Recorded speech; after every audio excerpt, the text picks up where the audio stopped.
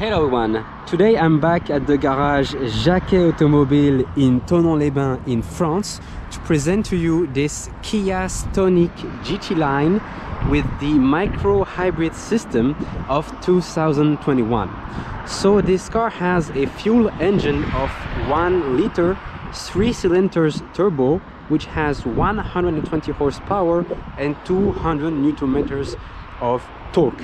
So it has an automatic transmission DCT 7, and you can also find it in, of course, the manual gear if you want, and it is a front wheel drive.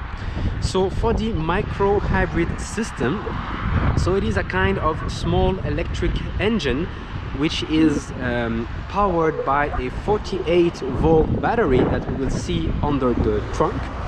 So this hybrid system has for objective to help the fuel engine when you accelerate, to also have a free wheel system when you take your foot off the accelerator pedal, and it will also be able to stop the engine when the conditions are met, when you are below 30 kilometers per hour, and you can also recuperate some energy when you are braking. So the goal of all that is to help to reduce the fuel consumption and the CO2 emissions, and also to help the fuel engine. In terms of 0 to 100, we are at 10.4 seconds, and in terms of emission, 129 grams per kilometers, and for the WLTP mixed cycle, 5.7 liters per 100 kilometers. The weight of the car is 1.2 tons. So on this car we have the GT line design, and you have a specific front grille and front and rear bumpers which are quite nice. You also have here the air intake here and also here, which are in the same color than the roof of the car when you take it in in two colors. In terms of lights, you will have the daylight running light, the DRLs, which are LEDs, and also for the fog lights, and in the rear you also have LED lights. So it's not a full LED cars LED system for this car in the GT line. You will have to take the GT line premium to have full LED lights. In terms of rims, we will have those very nice 17 inches wheels, and we also have this black part which I do like on on a small SUV. It's quite nice to have, and also to add a little bit of sportiness and dynamic look to the car, we will have those exhausts here. So those two exhausts right here, and also this little part which is quite nice to have. So in terms of design, this car for me, it's very nice, and I do find that it is a success. Now in terms of boot space, so this car has a 352 liters boot space, and we have also just here we will have the, if I can show it to you, the 48-volt battery right here, and we have this configuration by 60/40 for the rear seats. So you can have 1155 liters of total space if you put them down, which I find it quite nice, and we're almost in a full, completely flat configuration. So this is a nice addition when you need to put a lot of things in the car. So now let's put everything back together and back like before, and let's go check how the rear of the car is.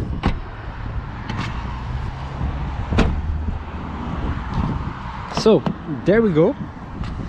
So here we will have this hard plastic here and soft plastic right there. To get back to hard plastic right here, we will have for the seats, which are very nice, some a mix of tissue and this synthetic leather. And when we sit, so let's see in terms of space. So in terms of space, so I am 182 centimeters tall, and as you can see, you still have some space for the legs. So I'm not touching the front seats, neither here or on this side. So it's sufficient for someone my height. We also have some space to move the feet right there, so this is very nice. And the seats are comfortable enough, so this is also a good point. But you are not really well, well maintained here, and also for the back. So if you take a steep turn, I think you say it like this, you might move a little bit in the car. And we will have also here a place to to arrange, to put some stuff right here, and we have a USB port right there. So in terms of comfort in the back, I do find it well. The seats in the back are a little bit harder than in the front, so this is just something to know. But also the car is brand new, so well, I guess this is also normal in this case. And now let's see in the front, what do we have? So in the front we will have the same, the same materials. So we will have hard plastic right there, soft plastic and hard plastic again. We'll have the same design. We will be a little bit more stable, fortunately, for in the front seats. But they're also very nice. So the same thing than in the back anyway. And when we sit, we are quite comfortable in it. So these seats are, softer than in the back. So that's a good point for the driver. Now, in terms of materials, we have also hard plastic right there. We have this shiny plastic part here, this aluminum-like plastic here, which is also very nice, for the overall design of the car. And we have, what do we have? We have this carbon-like, plastic here, and also this shiny black right here across the board, the front board. So it's a nice addition. I do like the inside. It's not a lot of buttons. You don't have any buttons everywhere in the car. You have some nice design. So I do like the inside of the car quite a lot. So this is a nice point. In terms of buttons, so here we have some, how to say, some big buttons. This is something that I don't really like in this car, but fortunately for the other buttons we have, this is a completely different style. So they are still big, but they are more comfortable, to touch and to press. It is way better on this part of the car. I do like how these buttons are compared to the one on the doors. So what do we have? Also, we have here everything to control the position of the front lights, to control the the intensity of the light of the instrument cluster, to activate or deactivate the start and stop system, the ESP, and to reset the tire pressure monitoring system. Here you have everything to control the multimedia system, and here to control everything that is for the how do you call it, the electronic function of the security features, to control also what you will see on the 4.2 inches screen right there. And here we have a 8 inches multimedia screen, which is also compatible with Android Auto and Apple CarPlay, and we have a 6 loudspeaker system in the car. So we have the different main buttons of the system, so the map, the navigation, the favorite button that we can configure after, everything to control the radio, the media, and also to set up some of the features of the car. We have the usual warning system and to lock the car, and we have here this little screen to control, the airflow and temperature of the car. We have some space here to put some stuff. So we do not have a wireless charging system in this GT line. I'm not sure if it has it on the GT line Premium. And we have the USB port, and here a 12-volt socket right there. Here we have to control the parking sensor in the rear. You can have them in the front in the premium premium brand. And here you can switch between eco, normal and sport mode. Here, nothing to say. I just do like the feeling of this, the feel of this.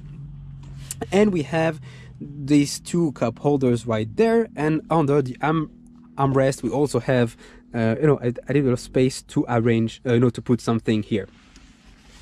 So now let's see if I can just start the car to show you what we have on the screen. So the keyless system is also on the premium edition. So this is how it presents itself. So we have, so let's go, we're going to switch here for the main, for the menus. So if we start at the beginning, we have here the energy flow. Okay, so I thought I have put the car in English, and actually it is, but only on the screen. Okay, so never mind. So here you have the energy flow. We have the some info on your driving, so the range of the car, the consumption, the driving time, also those information which I don't remember, accumulated. I'm not sure how to say it in English. And here you have the main screen for the fuel consumption. Then you can switch here for the the attention level on how on you drive, if you are tired or not. And here you have everything for the safety systems. Here we have the lane assists. We also have the automatic braking system, the automatic emergency braking system, lane assist, and we have also some of the other features that I've forgotten right now. I will put it in the description of the video anyway.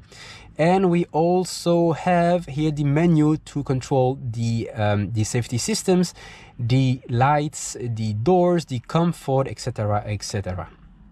And here you can, on the last one, you can show the numeric value of the speed.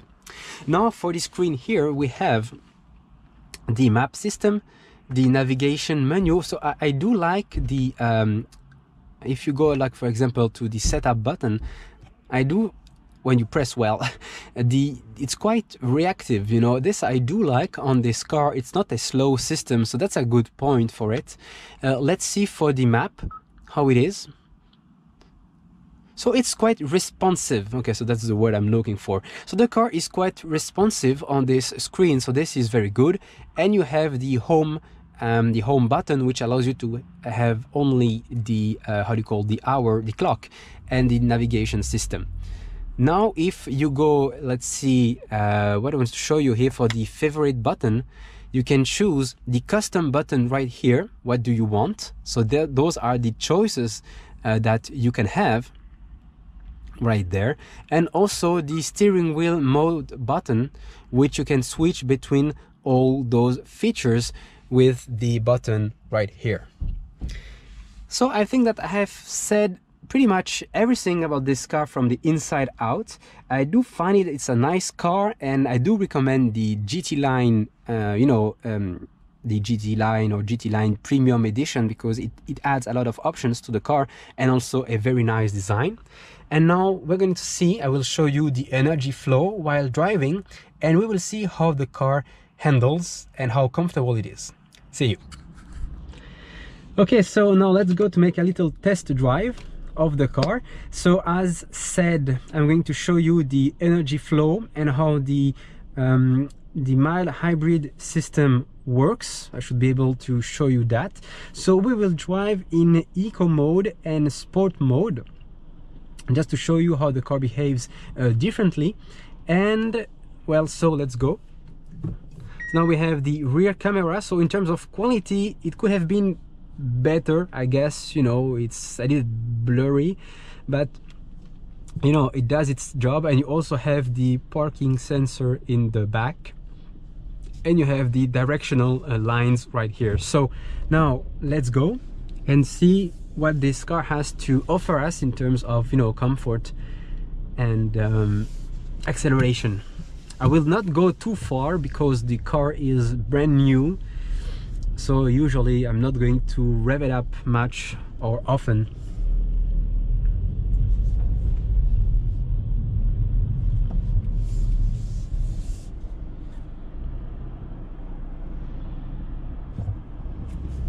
Thanks. So in terms of noise isolation, so when I hear the noise of the other cars and also of the road, the noise is not that strong. They have made, you know, I guess the quality of the isolation, of the noise isolation is good. Okay, it's not, I'm not gonna say perfect, but it's good enough. You will just hear a little bit of noise for the high-speed driving. So for example, on the highway, you will hear a little bit of noise, you know, coming, going on the windshield. So this you will hear it a little bit, but otherwise it's quite well done.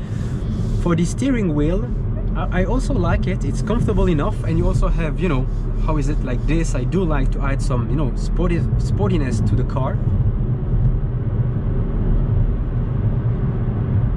So now let's see. I'm taking my foot off the accelerator pedal, but we still do not have the freewheel system. So let's see. I'm just going to pass this car.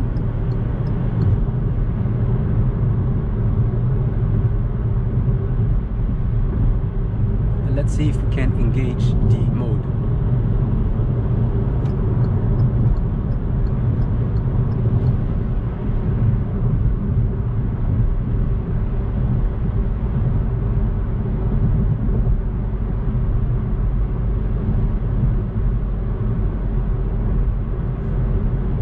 So you see here the energy flow. So we have the line in orange because we have the battery, the electric engine that helps the fuel engine. And here we go. I just took my foot off the accelerator pedal and we are in a freewheel system. It is also said right here in front, and if I brake or accelerate, it will, you know, it will stop the freewheel. And as you can see here, it recuperates some energy. So this is one scenario. And now here, as you can see, we also have the fuel engine that just stopped. So we had the green icon that came, that it will make that below 30 kilometers per hour, the car can, you know, can already stop the fuel engine to have a better fuel efficiency, So this is the second scenario. The third one that you can have of the scenario is, of course, when you are still like at a red light and you will have the start and stop system kicking in. So this is quite classic, so nothing special about it, but it's just the below 30 kilometer when it will stop, and also the free wheel system right now that also, you know, that gets into effect to help in fuel efficiency. So this is how this hybrid system works for this KIA Stonic MHEV. So I do like, so the car in itself, the car is quite comfortable. The seats are comfortable. The suspensions are a little bit stiff. So when you have, you know, some things on the road, you will feel them a little bit. But also this car is brand new, so of course everything is a little bit, you know, harder. It only has 42 kilometers. So also this is an explanation on the, you know, stiffness, but still it will be, I guess, on the long run, still a little bit stiff. Now we will drive into the sport mode and see how the car behaves differently. So we were in eco mode first, and the double clutch system is quite good. So the gear, the automatic transmission is quite good. You don't really feel the change in gears. You will still feel a change when you go from the second to the first gear, or sometimes if you accelerate at a red light a little bit, you can feel something. But otherwise, how it changes, it's quite good. It's quite good. it's quite, you know, you don't really feel it, so that's nice. So now I will put myself into the sport mode.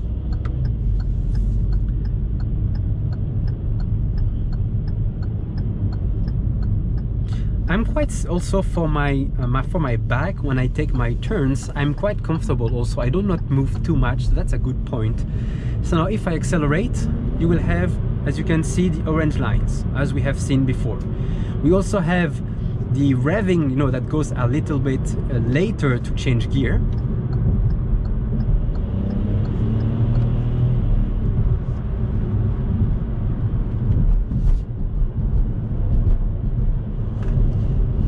You have a little bit, you know, of movement like this. So although the car is a little bit stiff, you still have a little bit of movement like that, but you know, it's okay. We are not on a circuit, on a track. But the car is really aggressive. I'm not going too strong because the car is new, but how do I say this? The sport mode is not a psychological mode, you know. It really changes the behavior of the car in terms of acceleration. The car, you know, the acceleration is stronger. It's of course also less comfortable because you will, you know, you have more power. You can feel that the car is more aggressive when you accelerate. So this is a good point for the sport mode.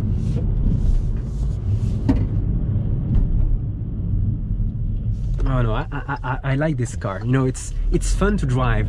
In sport mode it's less comfortable, but it's really fun to drive. You have the engine noise, you have the power, you have the transmission that is really, you know, dynamic and more reactive. You know, you need some power, you just press the accelerator pedal and it's almost instantly fast. I forgot the word. Now I really like how it handles. It's really nice. Of course it's a front wheel drive, so it will slip a little bit.